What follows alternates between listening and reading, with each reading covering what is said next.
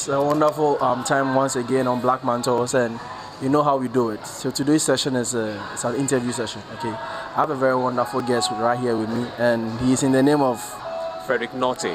Okay, Mr. Frederick. Yeah. Okay. All right. So as you can see, we are at a very beautiful place in Achimota Mall. It's called Sip Cafe. So I hope you can also come here and get something nice too. I will show you the ambience of the place as time goes on in some of the videos. Okay, I will show you the ambience of the place when this shoot is over, so that you can also come here and see some beautiful meals and drinks that they do. The name of the place once again is Sip Cafe. So Mr. Frederick. Yeah. So who is Mr. Frederick Naughty? Who are you? Okay. So Frederick Naughty is a freelance tour guide, a tour guide, a writer, a blogger, and a social media manager. Yeah. So can you tell us a bit about your journey as a tour guide? Okay. So my journey has been inspired by a friend who was also or currently still a tour guide. So he actually introduced me into the tour guide space, and I took it upon myself to work in this sector or in this space, and it has been wonderful since the time I started. Now things are actually going smoothly, and I'm very happy about where I'm at now. Yeah, if I may say that. Yeah. Okay, so you said a friend inspired you into being a tour guide or into tourism, sure, right? Sure, okay. Sure. Did this friend take you along when he went on some of the tours? Did he ever do that? Okay, so he didn't take me on any tour, but since I was a writer, I was actually writing entertainment articles. So he saw my articles and he was like, "This brilliant." So he would like to work with me. So that's when I got to know about he being a tour guide, and he wanted me to manage their social media handles, and I started writing articles for them. So what he was doing, caught my attention that I could actually challenge myself to do what he's doing and actually do it right. So that's how come I got into the tourism or the tour guiding space. Yeah, sure. Well, thank you very much. Right, personally, I've also done one or two tours over some number of months now. Okay, that's nice. And yes, it is. Sure. So, first, I'm also very passionate about tourism. Yeah, sure. And I've traveled the length and breadth of Ghana to many regions in Ghana by virtue of what I used to do in the NGO space. Okay. So tourism comes naturally to me also. Okay. And I have very deep love for tourism. Okay. And I want to ask you, do you think the Ghanaian space has more room for Ghanaian tourism space has more room for tour guides? Yes, of course. When you look at the space currently, you could see that Ghana tourism is actually thriving on a good path, because the authorities or the leaders in charge have the idea that they want to make Ghana the gateway to African tourism, or the gateway to tourism. So I think so far so good. Ghana is moving on the right direction when it comes to tourism. We are on the right path, right? Yeah, sure.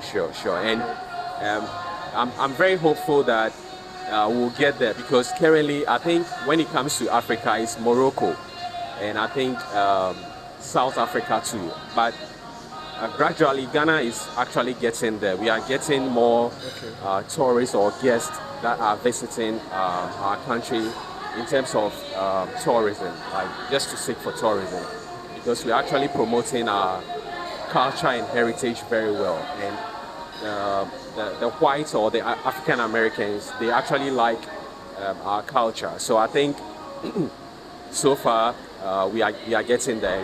We just we'll definitely make it happen. So tell me, what's your most memorable experience as a tour guide? I know you've been to, you've spoken behind camera. I know some of the things you've done. So tell the audience or the viewers. Okay, so my some of the memorable. My memorable one was when we went to Amejope and then Mount. The Volta Region. Right? Yeah, sure. In the Volta Region and then Mount Gemi. That was my first time going to Amejope. So tell us about Amejope before you go to Gemi. Okay, so Amejope, it's on that's the hole, right? Hole. So it's on a high elevation. I've forgotten the feet, but they are actually on the mountain. That's the highest. So when you actually stand there, you can see. You wouldn't see Togo itself, but you see like when like the lighting and but you wouldn't see it very well. You understand? So and that place is very cold. Is it like Libya and Spain?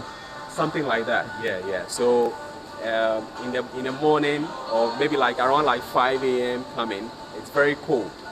Yeah. So I heard there were a lot of fogs there. Then I was like, oh, the place is very foggy. So I was like, that's not true. So I went to experience it myself. And okay. I will entreat everyone, Blackman tour faithfuls, and I want to thank all my subscribers. I will treat all of you to go on some of these tours. Some of these tours to the Volta region, the Ashanti region, the Eastern region, the Western, the Central. All the beautiful places in the North. There are so many tourist sites that you can think of. Yeah. It's not always that you should travel outside of Ghana. Ghana has so many places that are yet to be seen. The people don't even know of so many places. Okay, so I will entreat us to also go. So back to you, Frederick. Yeah, sure. Tell us about Mount Gemi. Okay, so Mount Gemi is also not like they are all in the same Amejope enclave. So you go to Mount Gemi before you come to what do you call it? The canopy walk. Okay. That is Amejope itself. So at Mount Gemi, that's where the cross is. So but when you are getting there, the road is actually kind of like scary because when you don't take time, it's very bendy or curvy, or should we say that? Very curvy, curvy, and it's like a double or like a one lane, but two cars are supposed to pass through that same narrow road. Exactly, and it's very, very scary. Okay, so if you're a driver and like a driver guide and you don't have that much experience on that stretch, you may throw yourself off, right? You may involve. So when you're traveling on that road, you just have to be careful, so you don't have any accidents or any issue on that road. Okay. But it's a very beautiful experience, and I treat everyone out there to visit Mount Gemi and then the canopy walkway as well. Okay. Thank you very much, welcome. Frederick. We've heard so many things about tourism, right? Yeah. We are told that most tour guys end up getting married to some of these foreigners. True tour. They didn't even believe that they will maybe find the love of their lives on some of these tours, and they end up getting married to some of these people. Okay. What would you say about that? Tell me. Yes. What I would say is that is actually true because we have some of our colleagues that through tour guiding or through tourism, they got attached to these African Americans or whites that they got married to them. But on the other side too, that shouldn't be your focus, that I'm coming into this work or this sector or this space. What if you don't find it? Exactly. You'll be disappointed. Exactly, When it happens, that's fine. If the person is actually interested in you, that's fine.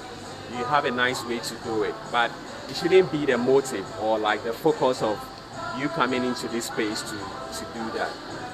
So what I would say is that don't put that thing on, it shouldn't be your focus that you are coming into this space to have that. Yeah. Okay. You might be disappointed. Okay. Mr. Naughty. Yeah. Tell us from your experience, what do you think is the biggest strength in Ghana's tourism industry? the biggest strength? Strength. Yeah. Okay, when it comes to strength, I think it's still our heritage and culture because we stand out for that, and the world actually know Ghana. As when it comes to culture, we are very good at that. Okay. The way we wear our dresses, the way our way of dressing. Our way of dressing. Let me put it that way. Our food. Our food.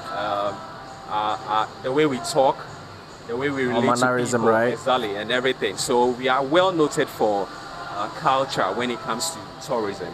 So since you said that's the biggest strength or sale point, it means we should what?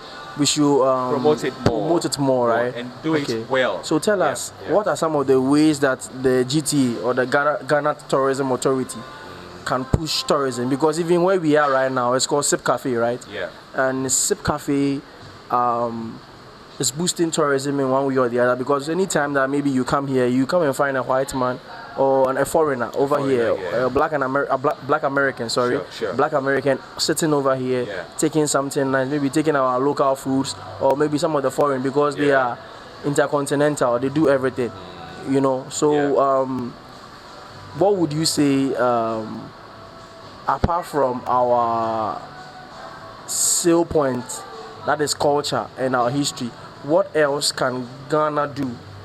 What else can we sell? What else apart from this? What else can we sell? Okay, I think apart from our culture and heritage, we can also actually promote funerals, because when it comes to Ghana, we do a lot of funerals. Funerals, you mean? Yeah, sure. We can do funeral tourism. Yeah. So I mean, the whites or the diasporans will come to have a look at how we actually mourn the dead. Exactly, a befitting burial to the dead, or the one who has. Don't you think that would be promoting the love of dead people? Oh no. Because there's a sense that, or there's this notion or general notion that Africans or Ghanaians love the dead than the living. Yeah. So you think we should do that? Yes, because that would also, I mean, bring in more foreign revenue and bring in more tourists into our country, because when you go to the European countries or Europe, they don't actually do those kind of funeral ceremonies as when you come to Ghana. They do funeral ceremonies, but maybe like, the kind of things it's not embedded in culture. Exactly. Is that what you see? That's what I want to say. Yeah, okay. Yeah. So I think GTA can also promote funeral tourism. Yeah. Okay. Mr. Frederick. Yeah. What are some of the challenges to you as a tour guide? What are some of the challenges in this industry? Tell us. Then we take the interview to another level. Okay. So I think that the challenges so far facing tourism in Ghana is one, our sanitation. When it comes to our sanitation, like, you know, you go to maybe this ceremonial streets, you find garbage all over the place, and it's not, in terms of tourism wise, it's not very good. It doesn't speak well about Ghana or our tourism here. So I think one problem is the sanitation. So I think GTA and then the other government agencies, maybe like other agencies, that's the municipal assemblies and the MMDCs, they should also collaborate with GTA so that they can keep the environment very clean. I know it's not like the work of the GTA, but you know, we all work hand in hand. So if something is actually going to worry the other side too should, I mean, come in to support. So with this, I think they should collaborate together so that they can keep the city very clean, which can also promote our tourism very well. So sanitation is... So like you said, sanitation is one of the biggest worries to you in this tourism industry. And also, secondly, the roads that leads to the tourist sites in Ghana, most of them are in a deplorable state.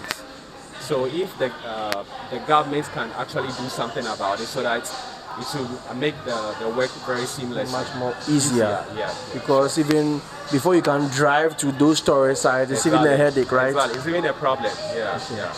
Because navigating your way to that place becomes a problem. Okay. So at this juncture, I just want to tell whoever is watching that this is the time for you to click on that like button, comment under the comment section, press or click on the subscribe button, and also don't forget to click on the bell notification so that anytime that we upload something new, you may be the first to be on the channel to watch it. And don't forget to tell another friend that this is Blackman Tours, and over here it's all about tourism. It's for the love of the game, you understand? So tourism is what we do. It's our passion. And today I am here with Mr. Frederick Naughty, and he's a tour guide, a writer, a storyteller, a blogger, sure. So many social things. Media manager as well. Of course. So he's with Elysium, right? Yeah, Elysium. He's Elysium Tours. So if you want to go on a tour, I mean, he's one of the people that you can reach out to me through, and I mean, I'll get to him so that you can also do something with him. Or if you want me to also to help you out with that, I can also do, because I also double as a tour guide. Thank you very much, and let's go back to our interview. So, Frederick. Yeah. Do you think that Ghanaians are exposed to tourism? Do you think Ghanaians are exposed to tourism? It's like when we talk about tourism, most people are thinking about foreigners. Yes. Is that not the case? Yes. So tell us, do you think Ghanaians are exposed to tourism? Okay, so for me, I know Ghanaians are actually exposed to tourism, but the question again is, how well are we promoting local tourism? Okay. Or what we have here, how are we actually promoting it to our own local people so that they can actually buy into it? Okay.